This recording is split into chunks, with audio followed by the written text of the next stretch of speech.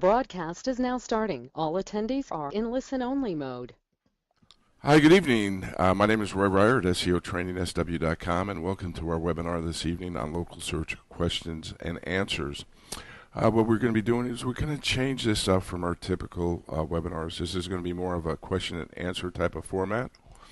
What we've done is we've taken a lot of questions we've been asked, our staff and myself have been asked over the last 6 months, and we kind of compiled them. And we're going to be opening up our presentation this evening, discussing or reviewing those particular questions and then answering them.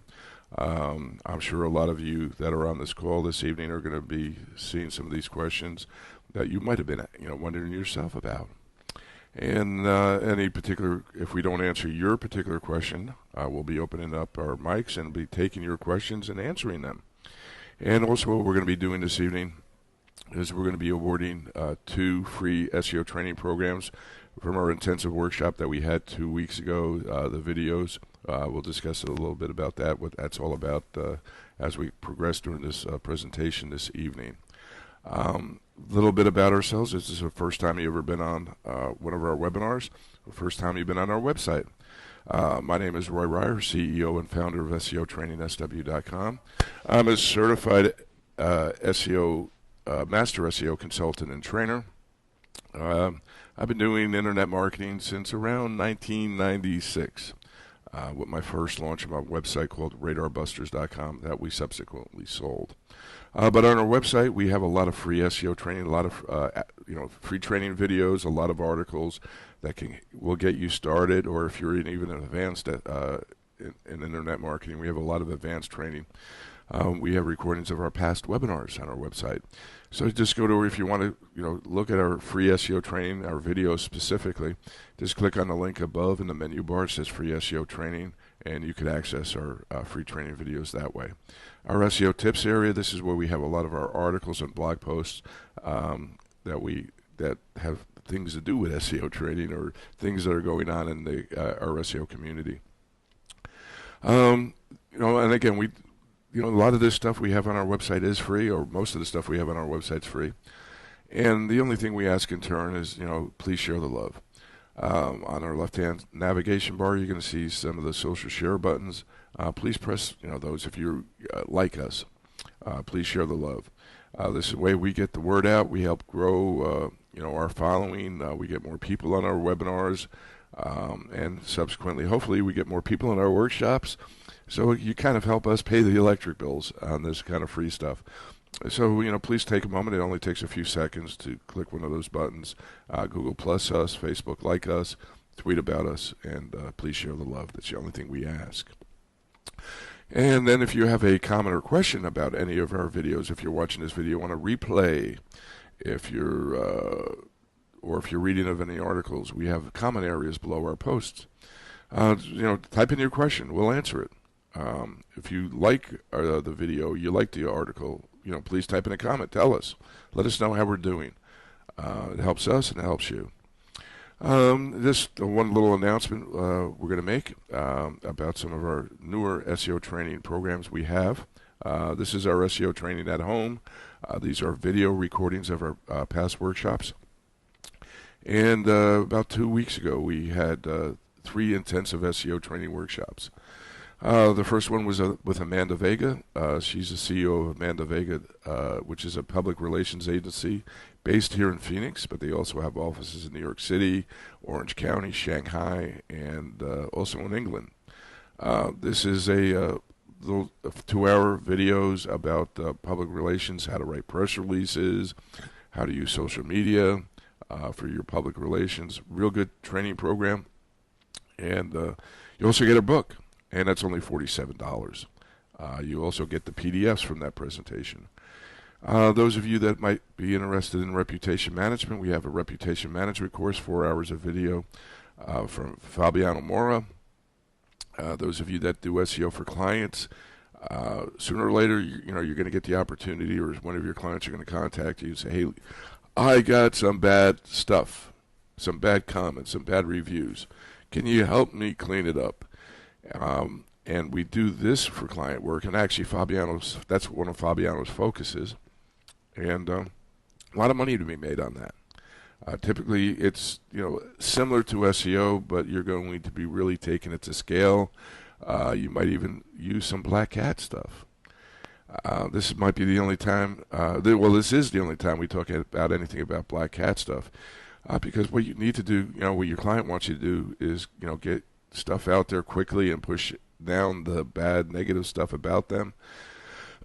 So you can learn how to engage some of the black hat stuff and learn a little bit about the black hat stuff that's out there. And again, this is the only time we talk about it or tell anything about black hat stuff. And those of you that are interested in learning about Facebook marketing, we have a 6-hour video training course with Bruce Safran, is a social media strategist. He's based out of LA. Real good Facebook marketer. He doesn't like to admit it, but he really is. But anyway, that's the training on that. That's a 97 for 6 hours of video, also the PDFs. If you'd like to learn more about these 3 programs or the other training programs we have, just go to our website, seotraining.com. Go click on the link that says SEO Training to Go. And what's really cool about this training, guys, these are actually recorded in our workshops. So it's going to save you a lot of time and money. Airfare, gasoline, hotel, or whatever. And you could actually, same quality of SEO training. You also could ask us questions, but you're going to have to ask those by email. So anyway, learn more about that. So we'll get started here in a few moments. And again, I'd like to remind you that we'll be giving 2 of Amanda's programs away for free tonight. To the 2 best questions that were asked. So during the presentation, there's going to be a little question box, and go to meeting. If you got a question, type it in, and towards the end of the presentation, we'll answer as many questions as we can. And then the 2 best questions will award the PR in a jar. So let's get started. Again, what we'll be discussing tonight is Google local questions and answers. One of the most common questions we're asked by people just starting off in local search or local business is, what's the process of creating a Google Plus page for my business? We could spend hours on this. Actually, this is what the workshop's all about that we're going to be having next month. But this is the Cliff Notes version. If you haven't already, create a Google Plus page for your business. Go to plus.google.com and choose local business as the type of page you have. And you could access this if you look in the right image. This is my Google Plus account profile. You're going to need to have a Google Plus profile, and that's a little bit basically about you, who you are. Maybe your picture, some information about yourself. And right alongside your picture, you're going to see a little drop-down arrow. Click on that drop-down arrow, and then on the bottom of it, you add an account. And this will go through the process on how to do that. And then, if you have not already done so, create a more traditional Google local page, Google Places page. And you access that by going to google.com/places for business. And there's going to be a form that you fill out, a little bit about your business, your website, your email address, the categories you're going to be in. Take your time, answer those as best as you can. Fill it out as completely as you can. And please remember to make sure that what we call NAP, name, address, and phone number, matches on both pages. Also on anything you do. You want to try to have your NAP consistent throughout your entire internet sphere, I guess you call it. So do that. Now, it doesn't matter what progression you do this in. You could do the Google Plus first or Google Places first, but you need to do both of these. Now, so this is basically once you create your Google Plus page, you're going to go through the verification prompts. There's going to be a little button there, Verify Now. You're going to click that little button, and typically about 3 or 4 days, you'll have a postcard in the mail. Once you get that postcard, you're going to revisit your Plus page, and then click on the Verify Now. And you're going to want to enter the PIN number that's on that postcard. And basically, you've got your page created. Now, the next step is the optimization. Now, not only do you have to optimize your Google Plus profile, your Google Places profile, but if you have a website, you're going to need to optimize that. And we're going to be talking a little bit during this presentation on some of the things you should focus on on your optimization. There's a lot of stuff to consider optimizing. There's actually about what we've counted out is about 84 positive ranking factors, things you'd want to focus on and optimizing. And then there's actually 19 negative factors. If you do something wrong, these really could impact you in a negative sense. A couple of the positive ranking factors is, well, you make sure that whatever city, whatever business that you want to optimize for is in the city you want it to optimize for. Make sure that you verify your particular places page, and make sure you have the proper categories. So this is a whole list. In our workshop, our one-day workshop, we go through all of these and how they relate, and we work with you on making sure that everything is optimized. As far as a negative ranking factor, one of those would be having an 800 number on your local website. Typically, local businesses do not have 800 numbers, and that's a red flag that goes up. So if you have a local business and you have an 800 number, if you need to keep it up there, you might make it an image rather than HTML, so Google can't read what that's all about. This is a question we were asked by a painting contractor outside of Surprise, Arizona. They own a painting company with one location, and they actually work out of their home.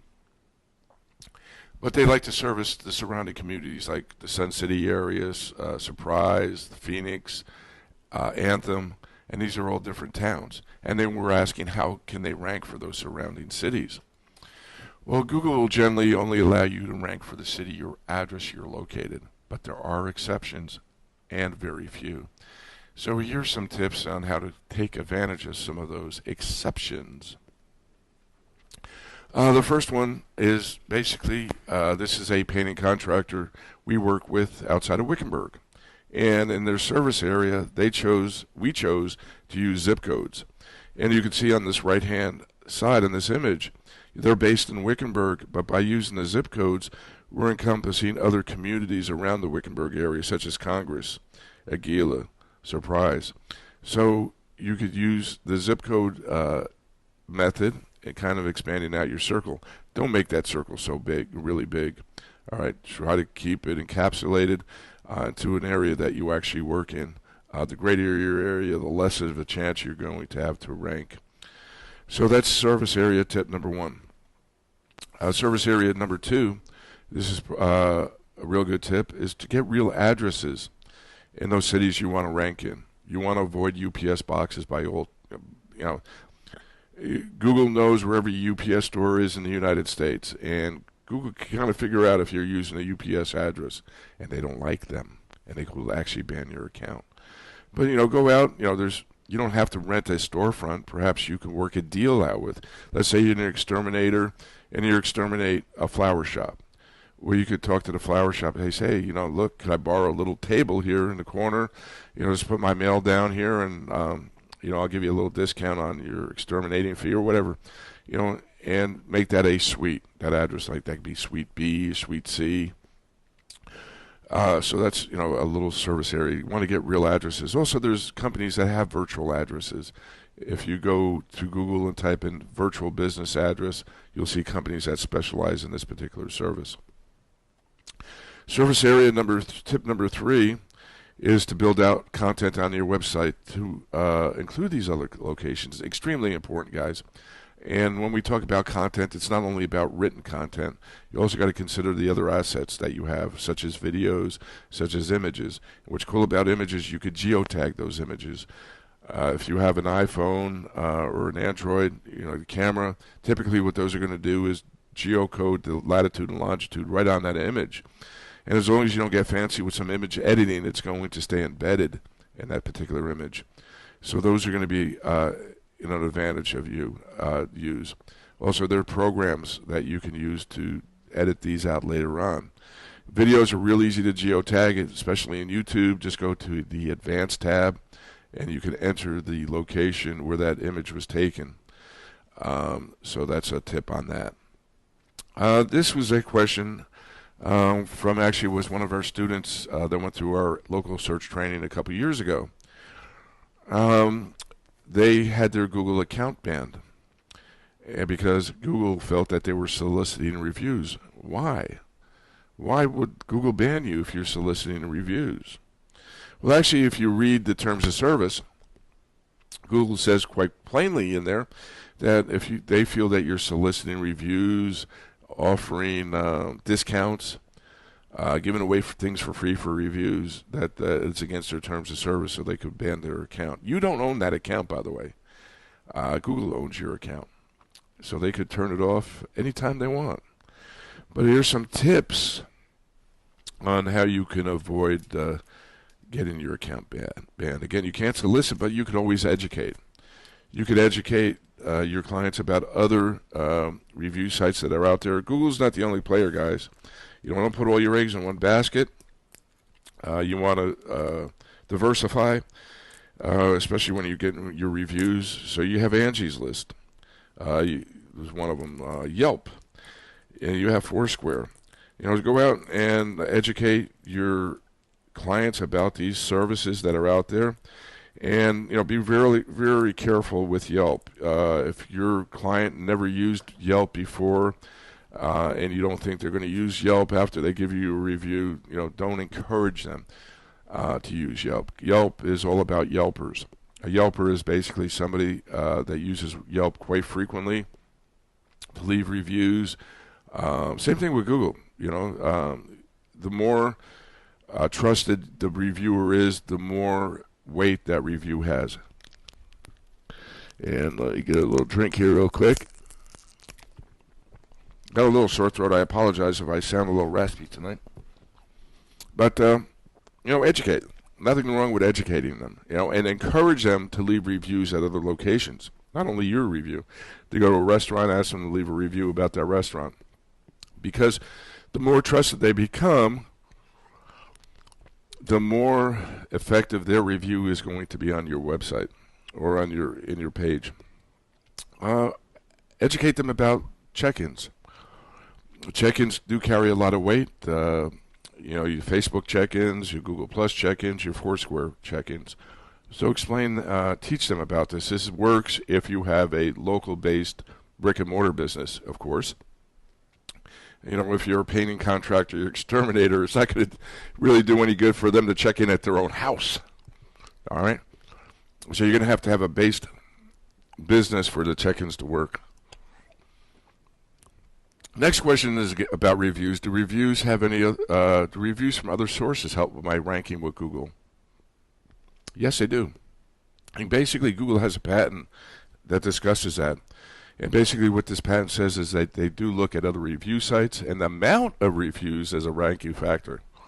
So they will go out to Yelp, they will go out to Foursquare, and they'll go out to these other places and look at the social check-ins and the reviews. So it's really going to help you out. Next question is about submission questions. What do you think about those third-party services that will submit your business listing to various services like Localese, Yext, Axiom? Well, what my preference is I would claim them myself and edit them by hand to make sure everything, again, is consistent through the entire sphere, that my NAP is consistent. Sometimes these services kind of mess things up. And the bad thing is that if they do mess them up, you don't have the login information. You go back and change that. And you have to go through the entire process of reclaiming it. And it could be a real hassle, and this really can mess you up. But so, at least go out and claim the most important notable citation sources in your niche. And then you can go out and use those services for the less important ones. There's, literally hundreds and hundreds of these. But, concentrate on the most important, like Angie's List, Best of the Web, Yahoo, Bing. Backlink question. Would it help if I build backlinks to my reviews on my Google Plus page, Yelp, and Foursquare? Well, actually, no. It will not help you. People generally build links to things that they like. So it would look unnatural if you have a bunch of links going to a review. Hey, I liked Charlie's Pizzeria. real good pizza. Why would there be a bunch of reviews going to that? It looks unnatural. Also, Google has discounted many of the directories that are out there with the Panda update. So if it's a directory type of review site, it's not going to help you out because of the Panda update. And Google's becoming more social. So here's some tips, some other things you could do with backlinks. If somebody does leave you a good review on Facebook or Google Plus, you could basically share the love and thank that person. With Twitter, hey, I got a great review on from George, and maybe link to that review and then link to your website and talk about that and thank the people that leave you reviews. But this is where you really need to focus on. You need to focus on, likes and comments and links to your awesome content.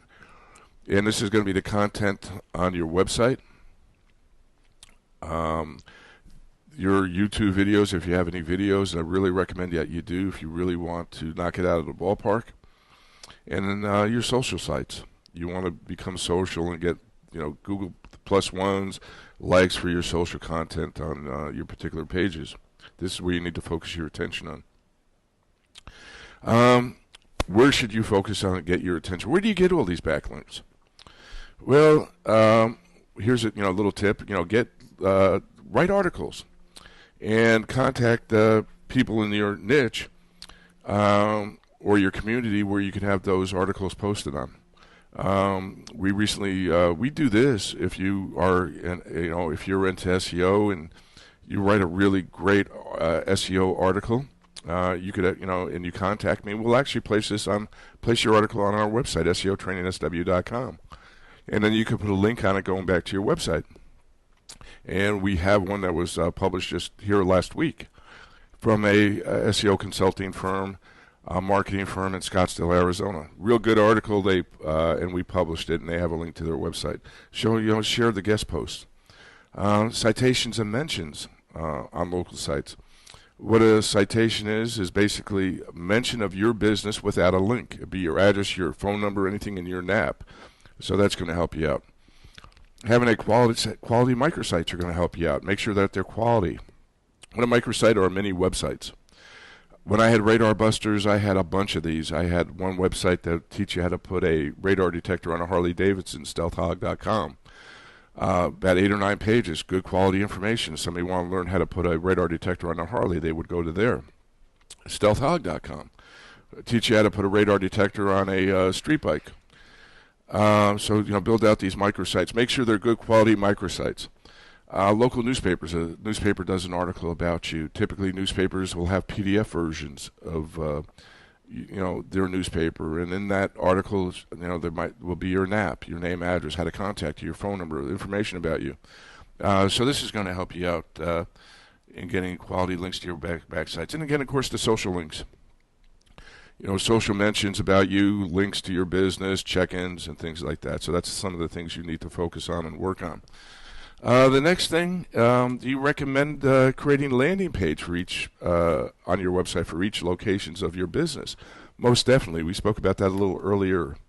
If you have several locations, you want to create a separate page for each of those locations. Put unique content on those particular pages. Unique name and address, NAP. Again, you're going to hear NAP over and over again when you get in a local search. Name, address, and phone number. It's very, very important. And used in the microdata format to schema.org. Your content, videos, geotagged photos, geotagged videos. We spoke about that. So having unique content out there. The goal of this, guys, is you need to have unique content for all these pages. Google Maps questions next. I do not service customers at my location. Should I hide the location of my business? Well, yes. In fact, Google has this in their guidelines for maps. They basically say if you don't hide your address, if you're a service business and you work out of your home, your listing may be removed from Google Maps. So you just go to the little link, do not show my business address on my maps listing option within your dashboard, and you could do that. Recommend that if you're a service business and you're working out of your home. I love this next question. This actually came in yesterday. It was from a sex therapist. And she goes, hey, none of my clients are going to leave reviews about my business or services because they don't want to be associated with a sex therapist. What can I do? Help me. Well, think of other associates in your niche that you could turn to, referrals, doctors. Hey, I've known so-and-so for a long time. I refer a lot of my patients to her. She's class act, blah, blah, blah, blah. So that's going to help you out in that respect. Also, just think about DUI attorneys having the same thing. I'm sure if you got arrested for DUI or, they have the clients for DUI, they're not going to want to, I really like the law firm of Smith & Jones. They got me out of my DUI ticket. Not a real good review because your friends might find out about it, right? So, a lot of businesses are in a jam like that. But there are other ways you can go around do that. Google verification problem.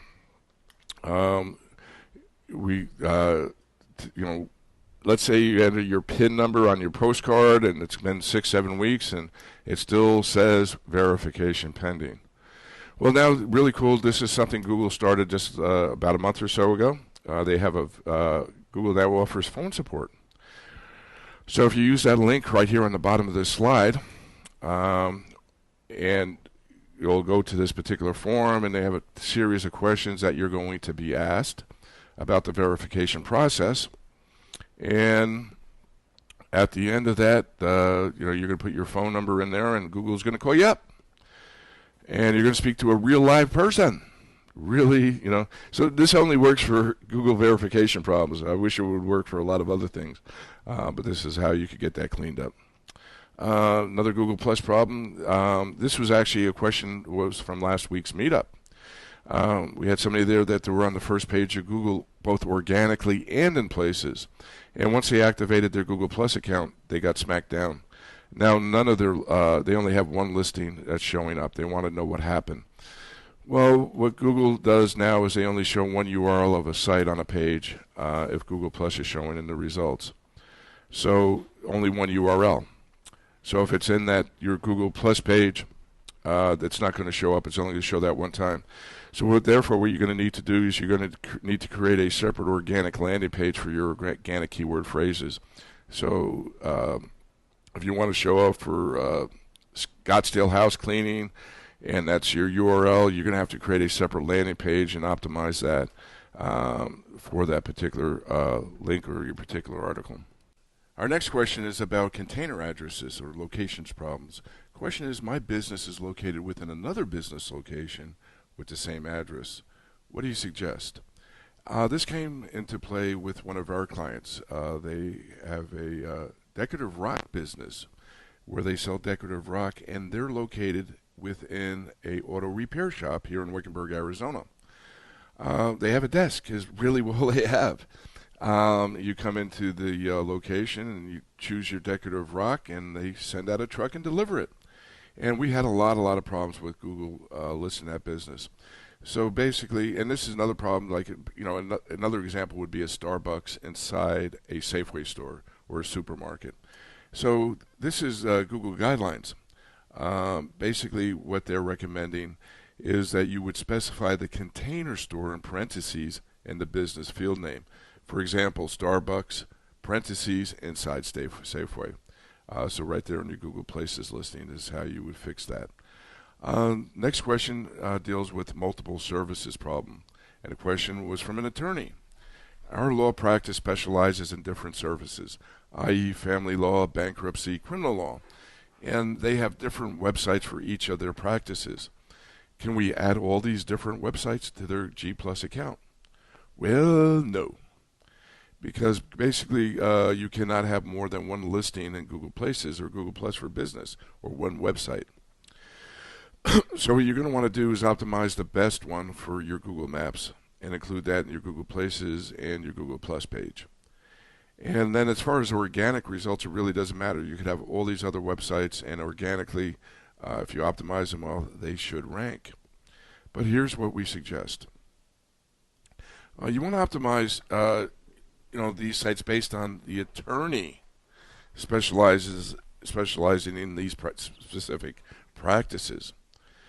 The same thing true with realtors. We also deal with this a lot. When we come with real estate offices, Century 21 has several realtors inside the building, and really typically own their own type of little business. They're all subcontract employees, and so what we do is with the attorneys or these realtors, is we create their own Google Plus page for business, their own Google Local Plus page for their business, and it's all about them. That the specific realtor. So you would create these Google Plus profiles. You want to create a Google authorship profile, places page based on each attorney, realtor, or when you have this particular problem, and then connect that particular website to that particular person. The last is going to be a tip. I'm not often asked this, but if I was to give one tip and share that with you for local SEO, what would that be? Well, this is going to hold true for anything with SEO and internet marketing, and that's going to be diversify. Don't rely only on Google.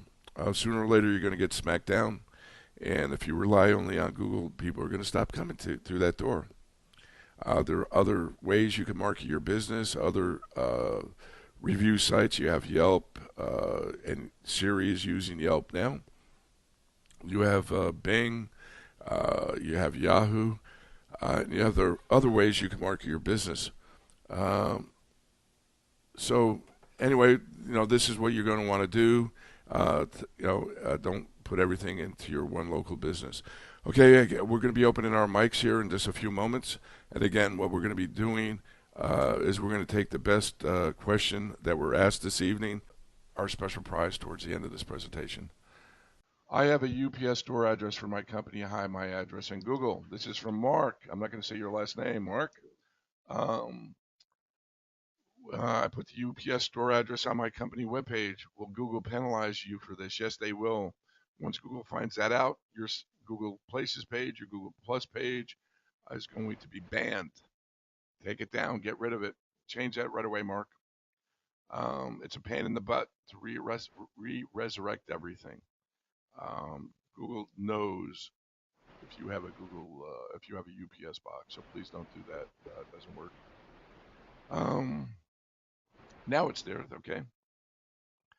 I have a doctor that was with another practice and listed under Google Plus, but this is from Roger Matthews, by the way, Jeanette.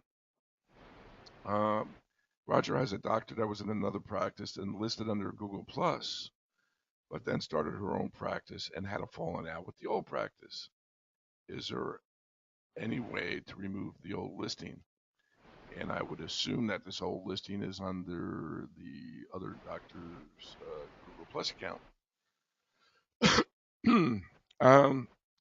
I wouldn't worry. Without getting into some legal hassle and writing some nasty letters back and forth, it's going to be difficult. Google's going to probably, give you some problems. You might try the Google verification process if there's a verification problem with the new business, but you're just going to have to create the new listing, verify that listing, go through the entire process again. Hopefully the doctor now has a new website, build that out, get better content for that doctor, optimize the content a little bit better that the old practice did. You know how to do this. It's not really that difficult to do. So go out there and just, kick this other practice's butt is the bottom line, Roger. It's going to take you a little work, and it's going to take an investment from that doctor to get up there, but it's going to be worth his time and effort, and hopefully it's going to be worth your time and effort to do that. I'm just going to have to start all over again. And other than sending letters back and forth, no. Is it good idea to add a business to my own Google Analytics account or Webmasters Tool account, or would it be better to make their own account and just avoid this step?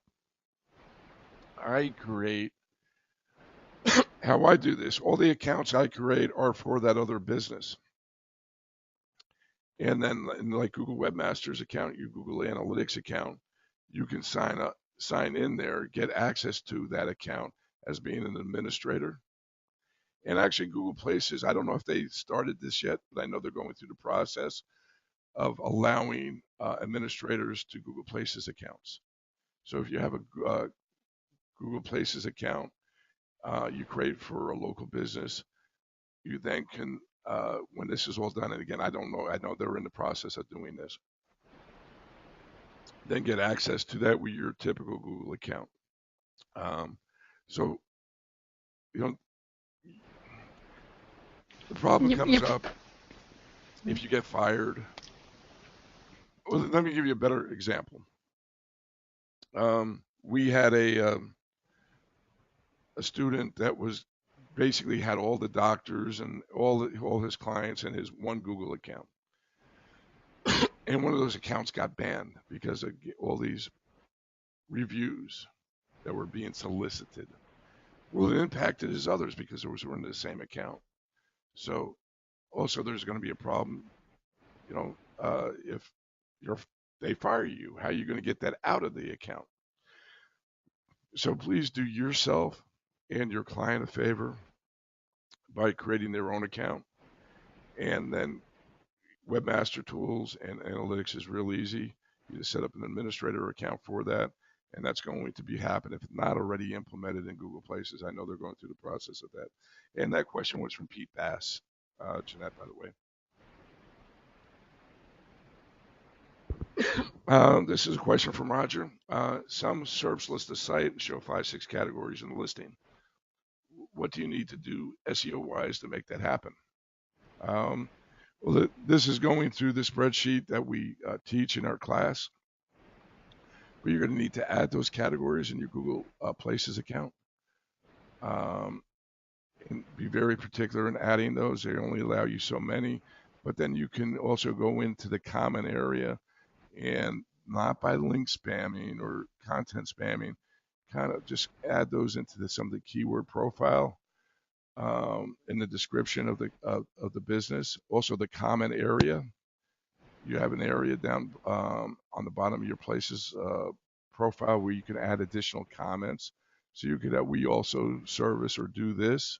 Sometimes that helps out. And also, remember to do this on your website. List these categories on your website. This as the NAP is important, your name, address, and phone number. You also want to remember keeping the categories that your business is associated with congruent through the entire webosphere or ecosphere, if you want to call it that. And that was from Roger Matthews. How do you do check-ins service type for painting contractors? You can't, because it ain't going to happen. But for businesses that are brick and mortar, this for Mark Rudder, for local brick and mortar locations, this is what helps. There's no way that I know of to do check-ins for service-based like an exterminator or a painting contractor or anything like that. Oh, Mark, how do I get a homeless guy to hold a sign like that? Well, Mark, what you do when you see the homeless guy, you make up the car. There's homeless guys all over in the Phoenix area. I know there's a lot of them up by Jeanette in Vegas. You make up the homeless sign. You find a homeless guy. You give him $10. You take his picture. All right, real easy on how you do that. Thank you for that question. Is there a best method for getting press release out to a bunch of newspapers? Pete Bass. Press releases, I typically don't focus on the free press release sites. I focus most of my attention using PR Web, and I'm not discounting the free press release sites because there are some good ones out there.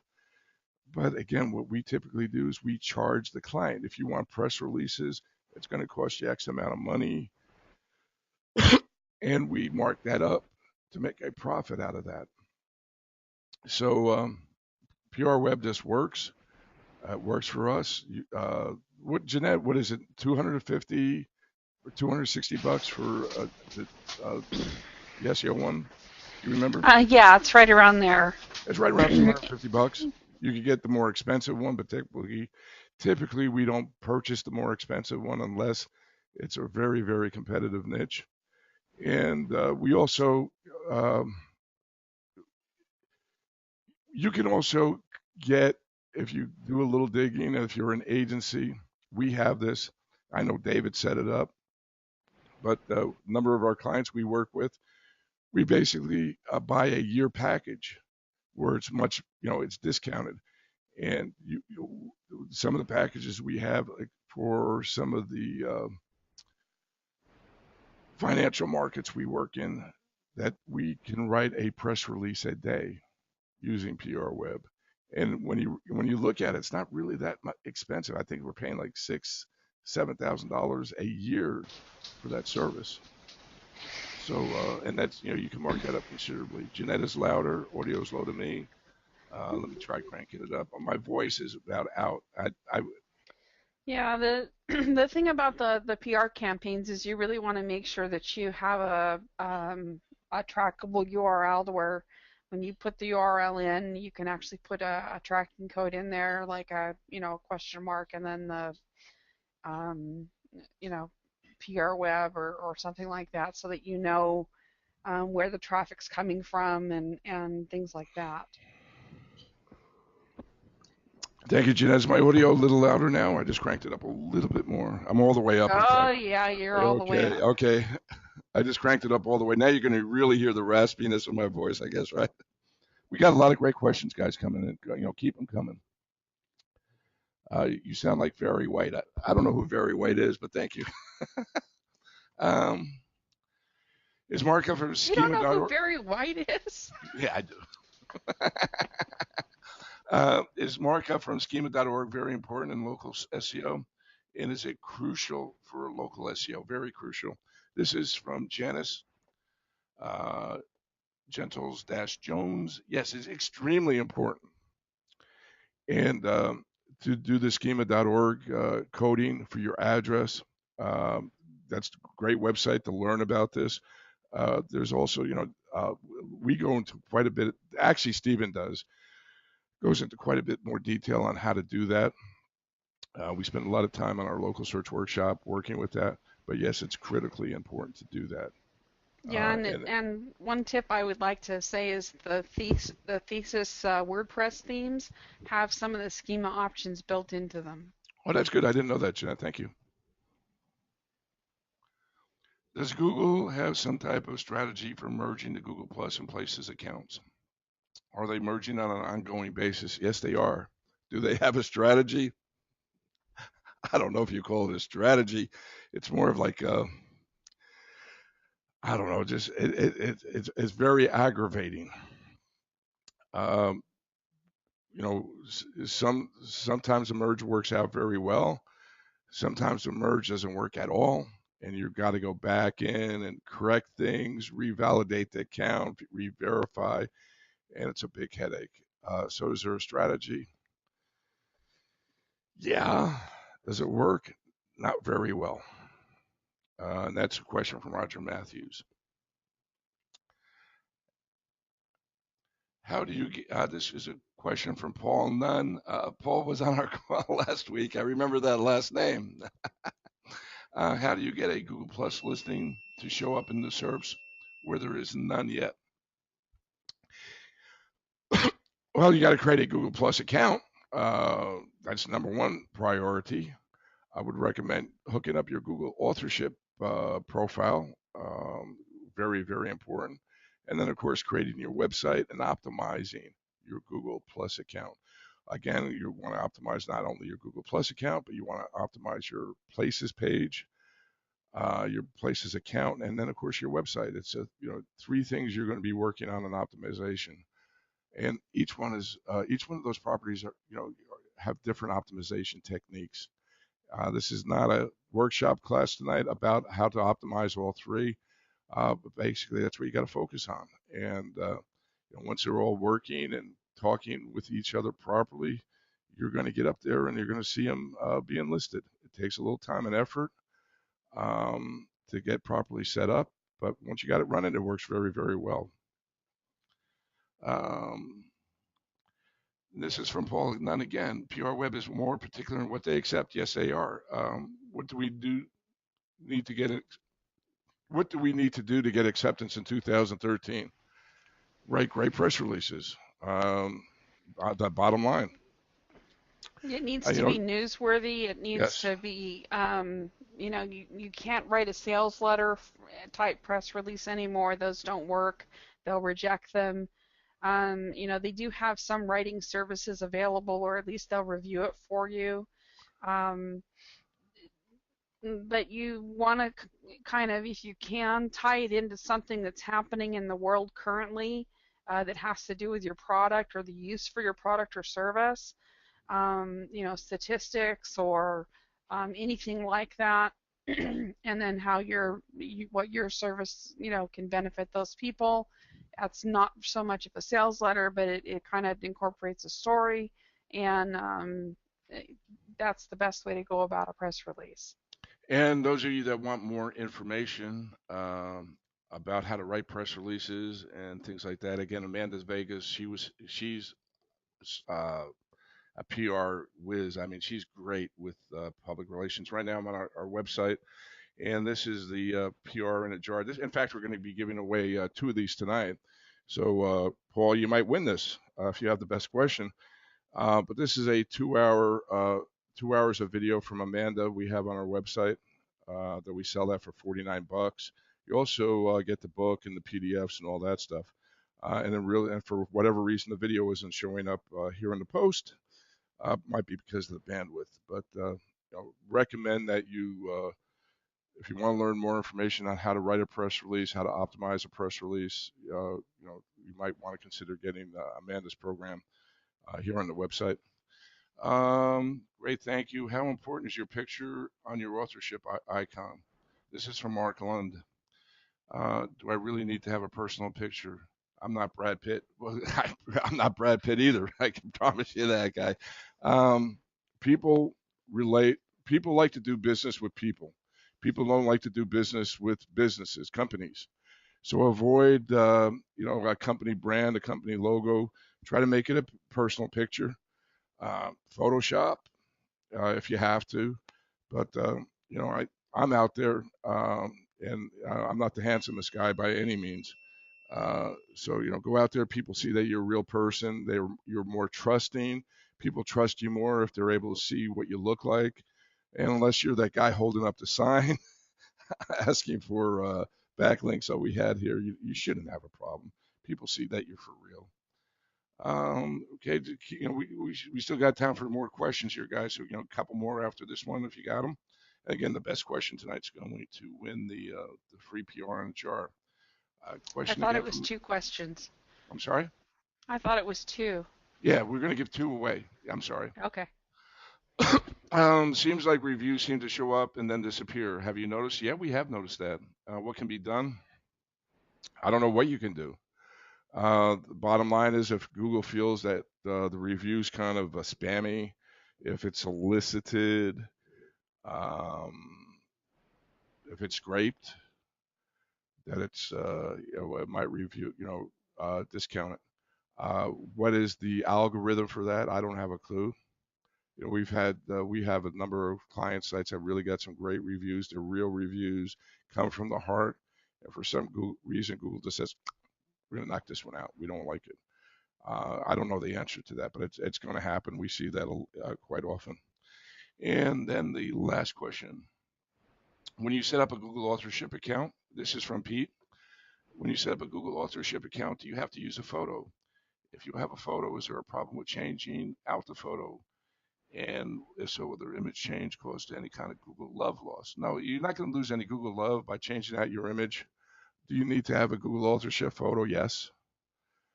And this again should be a picture of you so people could relate to who you are, what you look like. It helps build trust. Pete, you're a good looking guy. Come on. All right. Yeah. So, get a good photo, um, good headshot. Try to make it clear. Look like, they could trust you. And yeah, put that on your Google authorship account. Those of you not familiar how to set up a Google authorship account, we go into a lot of detail on our website. We have a whole, again, I think 45-minute video on how to set up Google authorship. And then, of course, we're going to be going into a lot more detail in our workshop. And let's see if we have any more questions. Okay. All right, just some things about the photos. We just answered that one. Okay, cool. Jeanette, we'll begin again here with the presentation, and let me grab a drink here real quick. And again, I apologize. I just like Arizona's so dry, you know. Just, You need to get some chloroseptic spray, Roy. yeah, I've used that last year and it helped out, and I was doing great Yeah. until the webinar for some reason. Hey guys, these are some of the comments we get from our alumni. This is Barbara Atkinson, training she received through our workshops, through the Phoenix SEO workshop, the Internet Marketing workshop. She really complimented.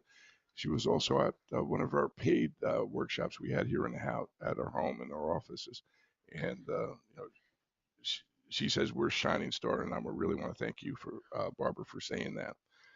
Here's some things we got coming up. And there's going to be other instructors here besides me in case I lose my voice, but typically I don't. On March 8th and 9th, we have our SEO Essentials Workshop. It's a 2-day workshop for those of you that are just starting out with SEO, going up to intermediate SEO. We only have 3 seats left, and this is a hands-on workshop. We have a catered lunch, and we start out from beginner to intermediate. And those of you that attend the workshops, what we do is record our workshops and we give you the videos. We typically send those out to you about 2 or 3 weeks later. And what's really cool about that, if you guys attended, I'm sure, seminars and workshops before, you typically only remember maybe about 5 to 10% of what was given during the workshop. So you go home, with only 10% if you're lucky, and you forget all that other 90%. But by giving you the videos and the PDFs and all this, you can refer back to it later as you're working on your website and really, use this information to your full advantage. So again, only 3 seats left. It's $597 for the 2-day workshop, March 8th and 9th. March 16th, this is our most popular workshop. We only have 3 seats left for this one. It's again, a hands-on workshop. We have to cater to lunch. This goes from beginner to intermediate, even to advanced, I would say. Again, you get the free videos. This is $297. We're located just outside of Phoenix.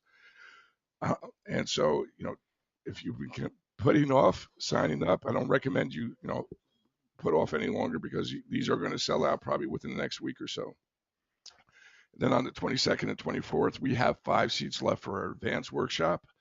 Again, it's a hands-on workshop, catered lunch for the 3 days. This is more from intermediate to advanced, a little mistake on the slide.